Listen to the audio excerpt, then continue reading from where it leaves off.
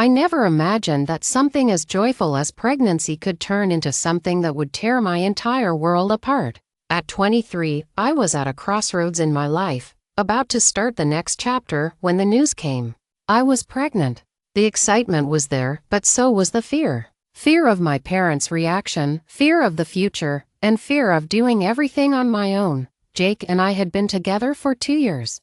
We met in college, and while we came from different backgrounds, we clicked in ways that felt like fate. He was from a wealthy family, and I was from a middle-class, conservative household. At first, Jake's family was polite but distant. They didn't exactly know what to make of me after all. I wasn't exactly the kind of girl they had envisioned for their son. But I never let that bother me. Jake and I were in love, and that was enough for me. But when I found out I was pregnant, everything changed. I remember sitting in the living room of my parents' house, my stomach a ball of nerves as I gripped the little white stick in my hands. The pink lines were unmistakable. I was going to be a mother. I took a deep breath, trying to calm myself before breaking the news. The weight of what I was about to do hung heavy in the air, but I knew I had to tell them.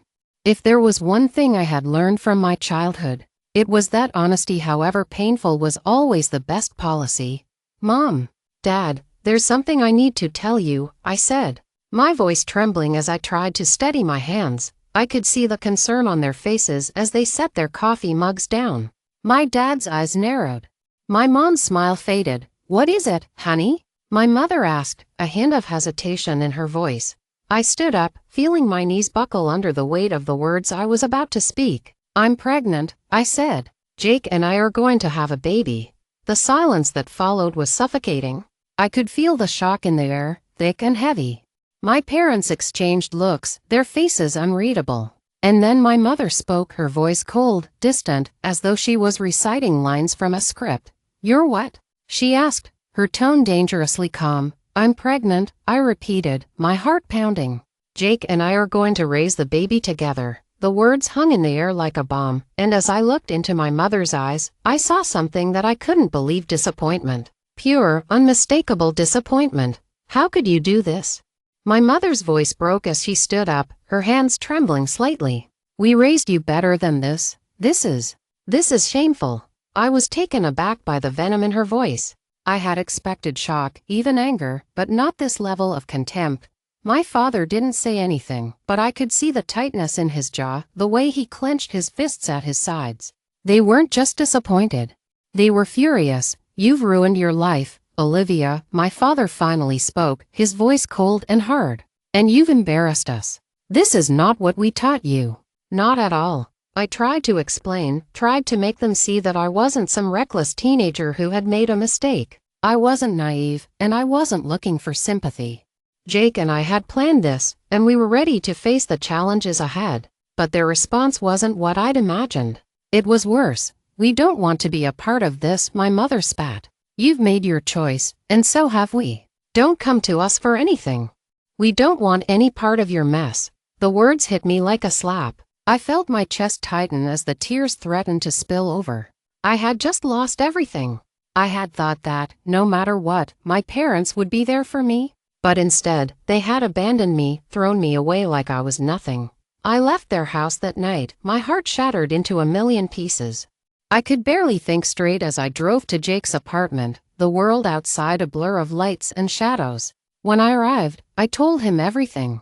He listened quietly, his arms wrapped around me as I sobbed into his chest. He didn't say much. What could he say?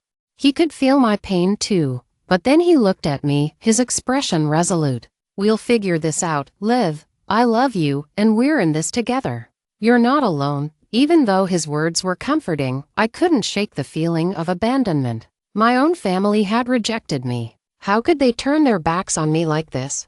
I had always tried to live up to their expectations, to be the daughter they could be proud of. And yet, in a moment when I needed them most, they were gone. Days passed, and the pain didn't subside. Jake's family reached out, but their attempts to comfort me only seemed to make me feel more isolated. I knew they meant well, but it wasn't the same. It wasn't my family. It wasn't my parents. The thought of raising my child without them by my side weighed heavily on me. But the real surprise came a week later when Jake's mother called me, "Olivia, dear, how are you doing?" Her voice was warm, comforting, the kind of voice you long to hear when you're hurting. I'm hanging in there," I replied, my voice cracking.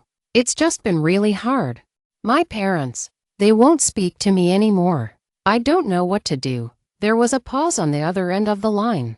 Then, her voice softened. "Listen to me, Olivia. We want you to know that you are not alone. Not in this family. We'll be here for you, every step of the way." I was taken aback. Jake's mother had always been kind, but I had never expected this kind of support. My parents had disowned me, but this woman who didn't owe me anything was offering her help without hesitation. "Thank you," I whispered, my throat tight with emotion.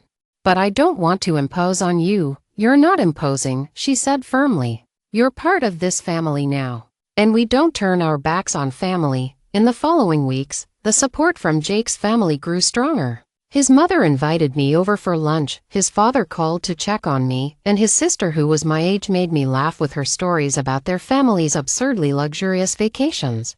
But it wasn't the wealth that made the difference. It was the fact that they truly cared.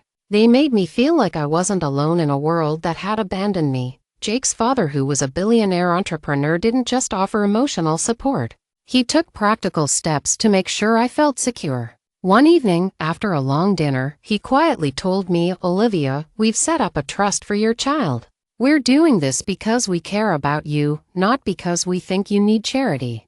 You and Jake will have the resources you need to raise your child in the best way possible." It was an overwhelming gesture, but somehow it didn't feel like charity. It felt like love, something that had been lacking from my own family for months. Jake and I began to plan our future. He'd been supportive from the beginning, but the more time I spent with his family, the more I realized how different they were from my own. Jake's family had their own set of expectations, of course, but they were willing to let us chart our own path. They wanted us to be happy, not to fit into some mold. Still, there were moments when the pain of what my parents had done would resurface. The silence from them was deafening. There were no calls, no apologies, no gestures of remorse. It was as if I had never existed. And yet, every time I thought I couldn't bear it anymore, I looked at Jake, at his family, and I realized something that changed everything. I wasn't truly alone. As my due date approached, I felt a sense of calm that I hadn't felt in months. I wasn't going to let the betrayal define me. I was going to raise my daughter with love, with Jake by my side, and with the unwavering support of a family that had welcomed me into their fold. When my baby girl was born, I held her close, feeling the weight of everything that had happened. And yet, there was also a sense of peace. I was no longer the person my parents had tried to define. I was a mother, and I was surrounded by love. They say that family is about blood, but I had learned that it's really about those who stand by you, especially when life gets hard. I had lost my family, but I had gained a new one. And in the end, that made all the difference.